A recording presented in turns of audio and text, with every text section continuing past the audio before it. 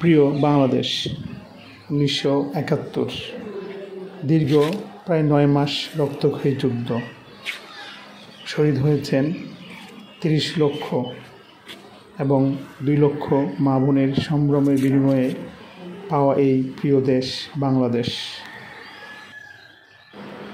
জাতির শ্রেষ্ঠ সন্তান ৭ বীরশ্রেষ্ঠের একজন ল্যান্স নায়েক নূর মোহাম্মদ শেখ, যার জন্ম ১৯৩৬ সালে ২৬ ফেব্রুয়ারি। নড়াইল জেলার মহিষকলা গ্রামে তার জন্ম। ১৯৭১ সাল প্রিয় বাংলাদেশের জন্য তিনি যুদ্ধে ঝাঁপিয়ে পড়েন, যুদ্ধ করেন ৮ নং সেক্টরে। তার বীরত্বের সঙ্গে যুদ্ধ করতে করতে সেপ্টেম্বরের ৫ তারিখ ১৯৭১ তিনি দেশের জন্য শহীদ হন। এই বীর সেনানীকে যশোরের কাশীপুর গ্রামে সমাহিত করা হয়।